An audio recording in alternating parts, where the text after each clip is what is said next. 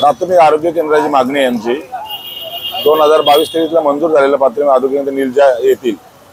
पण आम्ही वारंवार जिल्हाधिकाऱ्यांकडे गुरचरण जमिनीची मागणी केली। 3 एकर जमिनीची आम्हाला आवश्यकता होती।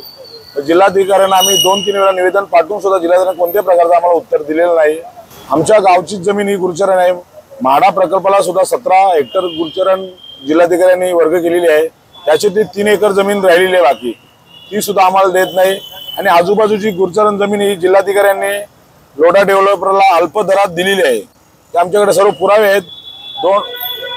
1 जानेवारी 2025 ला मी माहितीच्या अधिकाऱ्याकडे संपूर्ण माहिती मागवली। जर एका खासगी विकासाला जिल्हाधिकारी जर जमीन देत असेल आमच्या गावची आणि आम्हाला आरोग्याचा एवढा मोठा प्रश्न उद्भवत असताना आज आमच्या विभागामध्ये कोणी ग्रामपंचायत अधिकारी 2.5-3 लाख लोकसंख्या झालेली आहे। या आरोग्य केंद्राचा पूर्ण पंचक्रोशीतील गोरगरीब जनतेला त्याचा उपयोग होणार आहे। आणि आज आमच्या भागामध्ये जर शेतकरी बांधव असेल, ग्रामीण भाग असल्यामुळे साप इंचू चावतात, कुठेही शासकीय आरोग्य केंद्र आमच्या जवळपास नाही।